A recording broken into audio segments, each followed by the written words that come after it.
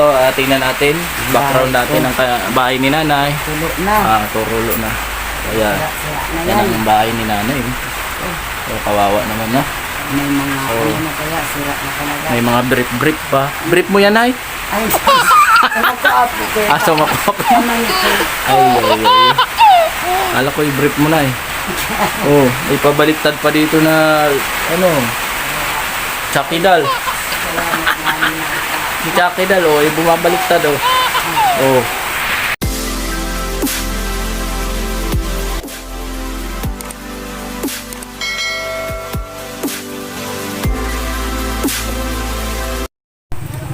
So hello mga idol, welcome back dito sa ating channel ng Life Goes On.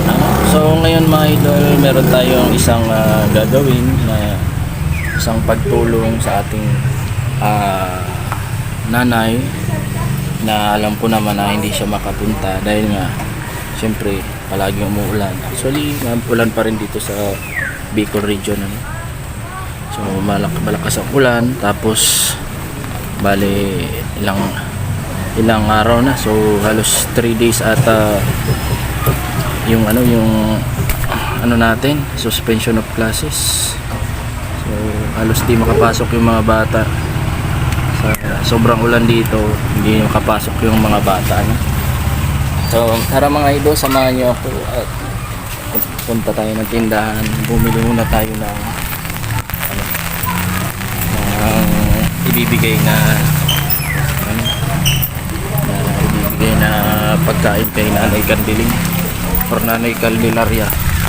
Okay, so lakarin na lang natin simula dito hanggang doon, ay lakarin na lang natin yung bahay niya, tapos bisitahin na rin natin si Nanay kung okay siya doon. Okay, so mabili muna tayo ng ating pagkain. Pabili nga po. Meron ba kayong bigas po? Wala kayong bigas. Ano na lang, Lucky Me noodles. 4. Tapos magkano sa itlog? Magkano sa itlog? 9. Ito, beef. Iyo. Ilan po? 4. Itlog. Tapos 3 itlog. Sa mantika po magkano kalahati? 17. Sige, isa rin. Malapit din po. Oo. Tapos 2 sardinas. Ligo sardines. Wala pala silang tindang bigas. So tayo sa kabila bibili ng bigas.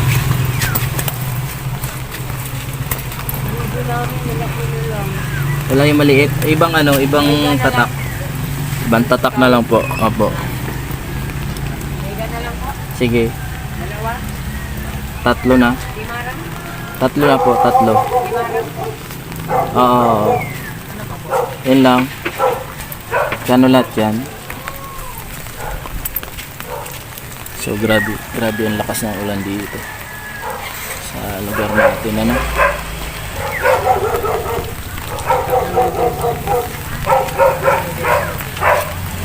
Grabe ang lakas ng ulan. So mamaya mga idol, samahan nyo ko at pupunta natin si Nanay Candiling para ibigay itong ating kaunting tulong at kaunting pera na rin, dahil alam ko hindi siya makakaalis at makakapasok or makapunta sa bahay kasi ang lakas ng ulan. So magkano po? 150. Sige, ito po.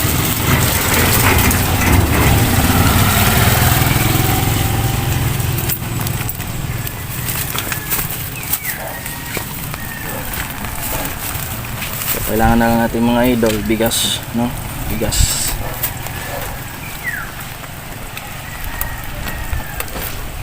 Dito tayong bigas.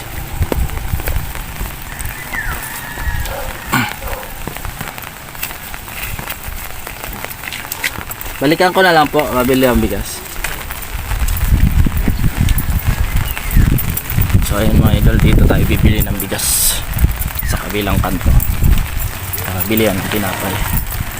Na tayo pabili ng bigas, may bigas. Meron? Ah, wala na. Wala din. Dito tayo makabili.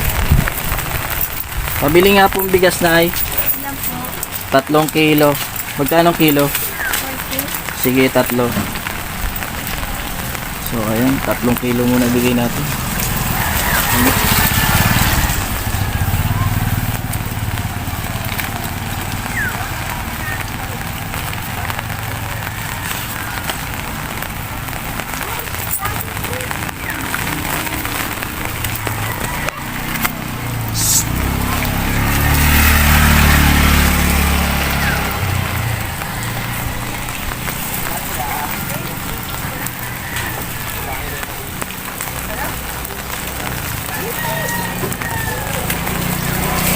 Bali 129. Opo. Okay.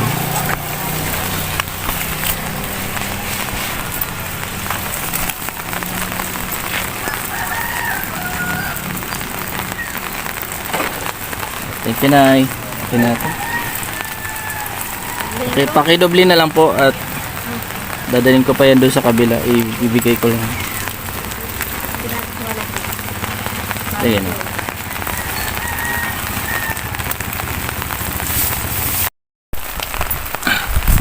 So ayan mga idol, nakabili na tayo, no?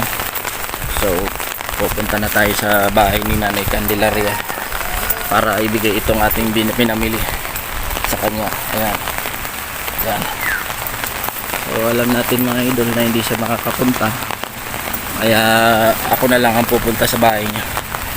So salamat nga pala sa shoutout natin yung Abila family.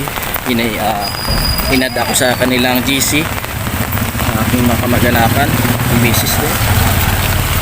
At yung shoutout natin yung reunion na magaganap ngayong April 7 nata sa mga family reunion. Okay, so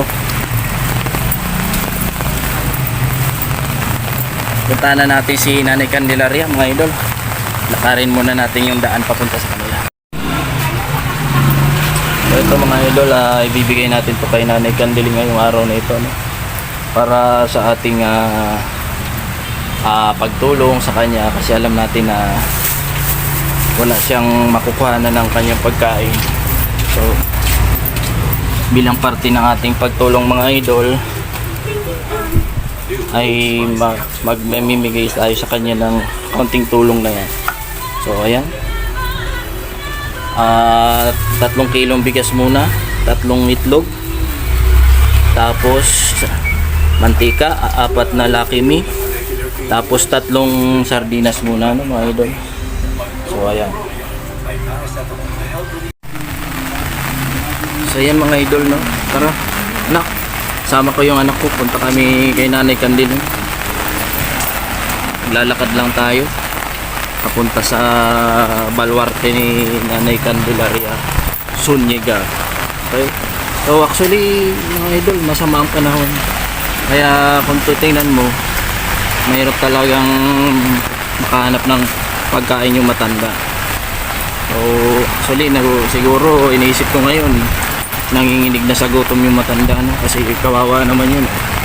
So shoutout ko nga pala si si Tia Josie, subukan nating makapunta dyan sa Nico. Nilo ba yun o Nico? Nilo o Nico? Meron tayo dyan tutulungan na isang kawawa. Di ko alam kung tinatanong ko pa si Tia kung ano ang sitwasyon ng bahay doon, So talaga yung nakita ko yung kubo, i-post ko dyan sa aking wall, i-post ko yung kubo na binigay ni Tia Josie, So ayan, kasama ko yung aking anak. Puntahan namin si Nanay Candelaria. Yan, siyempre bibigyan natin siya ng kaunting pera. Okay, so ayan mga idol, siyempre bibigyan natin ng kaunting pera si Nanay Candelaria, pera dun sa pagkain na ibibigay natin, So grabe talaga ulan dito mga idol. Hindi ko nga lubos maisip na malakas na yung hangin, malakas pa rin yung ulan. So marami nang hindi makapagtrabaho dahil nga sa sitwasyon ng ating panahon. So medyo malayo din ang bahay nila Nanay Candiling dito. Buti na lang itong ating anak ay mabuting anak ay sinamahan tayo. Ako nga mga idol ay inuubo-ubo rin. Yan. Dati yung sama ng aking pakiramdam. So pupuntahan natin si Nanay Candiling doon sa kanila. Tapos isusurprise natin siya. So ayan, salamat sa iyo Tia Josie sa pag-update sa akin ng isa na naman nating kababayan na tutulungan dyan sa may Nico papuntang Talubati Bata yan. Kasi yun, lakas ng hangin sabi umuulan talaga mga idol ang aking payong ay natutupi na. So grabe, grabe sama ng panahon.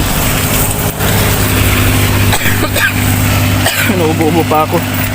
So salamat mga idol sa pag-subscribe nyo sa aking channel. Nawala man ang ating Life Goes On version 1 ay gumawa uli ako ng panibagong version 2 na ito para ako inyong masuporta sa ating pagtulong. So mga idol, ang aking pagtulong na ito ay bukal sa aking loob na masaya akong nakakatulong ako sa ating kapwa. Kung kahit may bagyo ay pupuntahan pa rin natin yung bahay ng ni nanay na siyempre nangangailangan ng tulong. Mahirap kasi ang buhay ni nanay, mag-isa lang siya sa kanilang bahay. Actually hindi lang naman ito ang isang beses ko siyang tinulungan, kundi maraming beses na itong tinulungan ko si Nanay Candelaria. At si nanay palagi yan nagpupunta sa bahay, nangingi sa akin ng tulong. Kaya kahit wala akong pambigay na pagkain or bigas, ay gumagawa talaga ako ng diskarte para matulungan ko si Nanay Candelaria.